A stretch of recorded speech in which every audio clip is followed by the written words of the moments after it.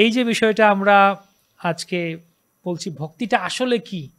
অনেক সময় দেখা গেছিল, আমরা ভাগবতেও দেখি যুধিষ্ঠির মহারাজ ভাগবতের প্রথম কোন চতুর্দশ অধ্যায় ভীমকে বলছেন যে অর্জুনকে আমি এত মাস হলো পাঠালাম দ্বারকায়, অর্জুন আসছেন না, বিভিন্ন অশুভ সংকেত দেখছেন, এটা হচ্ছে ওটা হচ্ছে, এক বাম অঙ্গ না ডান অঙ্গ কাঁপছে, এটা না সেটা বিভিন্ন কিছু হয়। কয়েকদিন আগে আমার অ্যাক্সিডেন্ট হয়েছিল, বাইক অ্যাক্সিডেন্ট কৃষ্ণনগরে গিয়ে। অ্যাক্সিডেন্ট হওয়ার একটু আগে একটা বিড়াল সামনে দিয়ে গেল, তো আমি দাঁড়িয়ে গেলাম, পেছনে ভক্ত বলছে এগুলো কিছু না, যান যান যান। তা আমি বললাম নৃসিংহদেব, আমরা দুজন নৃসিংহদেব বলে গেলাম, সামনে গিয়ে 2 মিনিট পরে অ্যাক্সিডেন্টটা হলো। তো এই যে বিষয়গুলো একটা সংকেত আসে জীবনে, বিভিন্ন অশুভ সংকেত দেখি আমরা, এগুলো ভক্তের জীবনে কতটুকু প্রভাব ফেলে, বা আসলে এই ভক্তির দৃষ্টিকোণ থেকে কেমন করে দেখা উচিত, যদি সেটা একটু আমাদেরকে আলোকপাত করেন। হরে কৃষ্ণ। আজকে এই সাপ্তাহিক রবিবাসরীয় টক্স অনুষ্ঠানে আসতে পেরে আমি নিজেকে খুব ভাগ্যবান মনে করছি। আমাকে এই সুযোগ দেওয়ার জন্য ধন্যবাদ। আসলে প্রভুপাদ বলছেন ভক্তি মিনস ডিভোশনাল সার্ভিস। ভক্তি মানে হলে প্রীতি সহকারে ভগবানের সেবা করা। সেই ভক্তি যোগ হচ্ছে সর্বোত্তম, এবং সেখানে শুভ অশুভ কোনো কিছুই বাধক হতে পারে না। সেজন্য ভক্তিযোগটা যেহেতু সর্বোত্তম, ভক্তিযোগ মানে হচ্ছে ভগবানের সঙ্গে যুক্ত হওয়া এবং ভগবানের সেবায় নিজেকে নিয়োজিত করা, এটা হচ্ছে ভক্তিযোগ। তো এ প্রসঙ্গে হ্যাঁ, কিছু শুভ অশুভ আছে, সেগুলো আমরা শাস্ত্রগ্রন্থে পাই। অশুভ ইঙ্গিত যারা পশু পাখি এনারা সব বুঝতে পারেন। তা এ বিষয়ে আরো বেশি করে সুন্দর করে আলোকপাত করতে পারবেন জন্মেজয় কৃষ্ণপ্রভু। হরে কৃষ্ণ। তো আমিও আপনাকে ধন্যবাদ দিচ্ছি যে আমাকে এত সুন্দর রবিবাসরীয় যে টক শো এখানে সুযোগ দেওয়ার জন্য। বিশেষ করে যে ভগবানের হরিকথা বলা একটা সেবায় সুযোগ পেয়েছি, এটা নিজেকে আমি সত্যি ভাগ্যবান মনে করছি।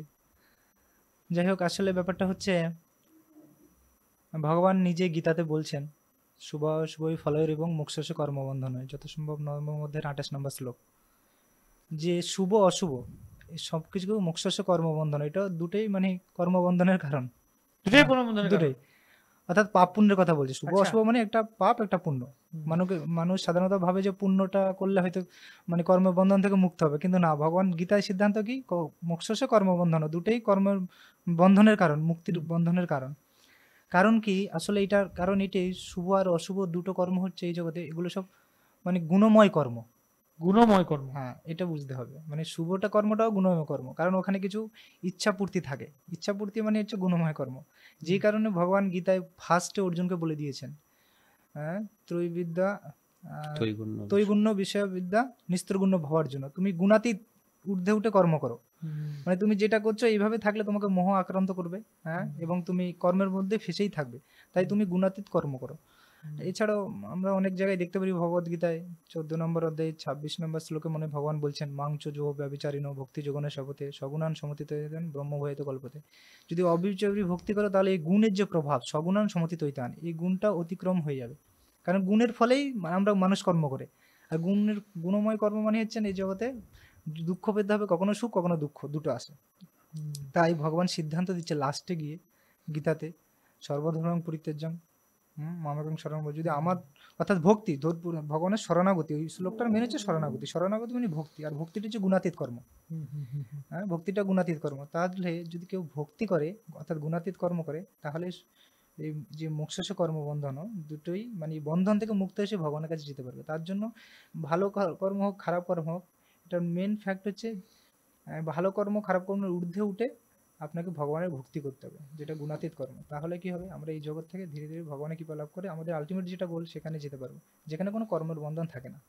এটা হচ্ছে গীতাতে আরেকটা ভগবান আরো ক্লিয়ার প্রথম বলছেন 3য় অধ্যায় 9ম শ্লোকে, সে বলছিল না যে যদি আমার জন্য কর্ম, বিষ্ণুর প্রীতিবিধানের জন্য কর্ম করো, যোগ্যতাং কর্মনত লোকাং কর্মবন্ধন, তাহলে কর্মবন্ধন থেকে মুক্ত হয়ে যাবে। হ্যাঁ, তাহলে ভগবানের জন্য কর্ম করতে হবে, তাহলে কর্মবন্ধন থেকে মুক্ত হবে। আর যদি ভগবানের জন্য কর্ম না করে সে শুভ কর্ম করলে এই জগতে পড়ে থাকতে হবে।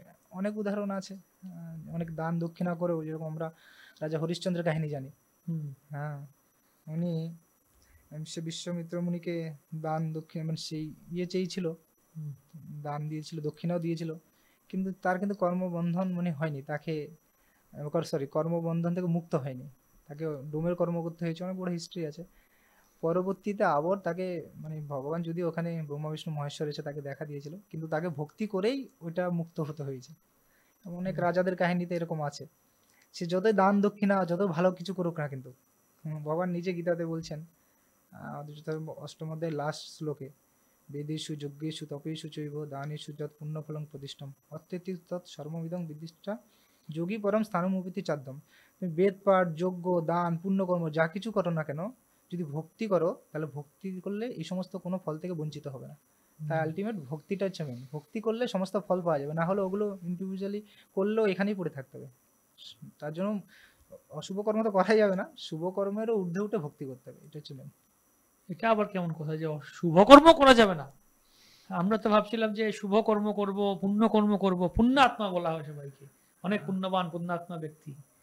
হ্যাঁ, সেটা সম্বন্ধে মানে শুভকর্ম করলে শুভকর্মের ফল হচ্ছে স্বর্গপ্রাপ্তি, মানে পূর্ব স্বর্গ তো ভালো, হ্যাঁ, কিন্তু স্বর্গপ্রাপ্তি হলে কত ওইটা সুন্দর, স্বর্গে ইন্দ্র থাকেন, দেবতারা থাকেন, সোমরস থাকেন, হ্যাঁ, অপ্সরারা থাকেন, তো কত হ্যাঁ, ওখানে ভগবান গীতায় বলছেন যে ওই স্বর্গটাও টেম্পোরারি, ওখানে ক্ষীরে পুণ্য মর্তলোকম বিশন্তি, অর্থাৎ পুণ্যকর্মের ফলে যেরকম উদাহরণ দেওয়া হয়, যে দেখা যাচ্ছে আমি মায়াপুর, অনেকে মায়াপুর আসতে চায়, সারা বছর টাকা সংগ্রহ করে মায়াপুরে একদিন আসলো, তো দেখা যাচ্ছে 10,000 টাকা নিয়ে এখানে আসলো, তো ঘর ভাড়াগুলো, গেস্ট হাউস, খাওয়া দাওয়া করে 10,000 টাকা দেখা গেলো শেষ হয়ে গেলো, তখন আর থাকতে পারবে? ফিরে যেতে হবে। ঠিক আচ্ছা। পুণ্যকর্মটাও মানে যেটা সঞ্চয় করলো এটা নিয়ে স্বর্গে গেল, হ্যাঁ, তারপরে স্বর্গে যাওয়ার পরে যদি পুণ্যকর্ম শেষ হয়ে যায়, ক্ষীরে পুণ্যে মর্তলোকং বিশন্তি, আপনাকে আবার মর্তলোকে আসতে হবে। আসতে হবে। হ্যাঁ, তার মানে পুনর্মূষিক ভব হয়ে গেল, তাই না? লাভ কিছু হলো না, সে সবাই জানে গল্পটা, যাই হোক। তো বলে দিন একটু গল্পটা কি, আচ্ছা, পুনর্মূষিক ভব, পুনর্মূষিক ইন্টারেস্টিং ভবনে ব্যাপার। একবার একটা সাধুর কাছে একটা ইঁদুর থাকতো, তো ইঁদুরটাকে সবসময় একটা বিড়াল বিরক্ত করতো, হ্যাঁ, বিড়ালের খাবার। তো এই ইঁদুরটা সাধুর কাছে গিয়ে বলছে, সাধু বাবা, আমি তো আপনার আশ্রমে থাকি, তো আপনি আমাকে একটু মানে এই একটা বিড়াল আমাকে ডিস্টার্ব করছে, তো আপনি আমাকে এমন একটা শক্তি প্রদান করুন যাতে বিড়াল আর কিছু না করে, আপনি আমাকে বিড়ালই তৈরি করে দিন। তখন সে সাধু যোগ শক্তি বলে, মন্ত্র বলে তাকে বিড়াল তৈরি করে দিল। তখন যখন বিড়াল হলো, তখন আরো বড় প্রাণী তাকে খেতে আসলো, কুকুর? হ্যাঁ, কুকুর, বাঘ আসলো। তখন বলছে, তাহলে এখন আপনি আমাকে বাঘ তৈরি করে দিন। তখন সাধু বলছে ঠিক আছে। তো যখন বাঘ তৈরি করে দিয়েছে, তখন কি করেছে, ওর লোভ লালসার বশে এখন ভাবছে আমি তো বাঘ হয়েছে, আমি সাধুকে খেয়ে নেবো। তখন সাধুকে যখন খেতে গেছে, সাধু বলছে আমার শক্তিতে এমন হয়েছে। তো সাধু কি করছে, পুনরায় তাকে মন্ত্র বলে আবার ইঁদুর করে দিয়েছে, মানে যেমন ছিল সেরকমও হয়ে গেছে সে। মানে এটার বলার তাৎপর্য হচ্ছে, আমরা অনেক কষ্ট করে, অনেক পরিশ্রম করে, কারো সহযোগিতার মাধ্যমে, পুণ্যকর্ম সবকিছু কারো সহযোগিতা তো সমস্ত কর্ম লাগে, তো অনেক কিছু করে আমরা স্বর্গে গেলাম, কিন্তু পুণ্য ক্ষয় হয়ে গেলে আবার এখানে আসতে হবে, সেই হয়তো মানুষ হয়ে আসলাম, কি আবার হয়তো নিম্নজনী আরো প্রাপ্ত হলাম, কোনো গ্যারান্টি নেই কর্ম অনুযায়ী, তাও কি লাভ হলো? তাহলে তো সে কি আলটিমেট কিছু হলো না, জন্ম মৃত্যু চক্র যে আমরা ফেসে আছি সেখান থেকে বেরোতে পারলাম না। তো সেখান থেকে বেরোতে হলে ভক্তি করতে হবে, এই আর কি।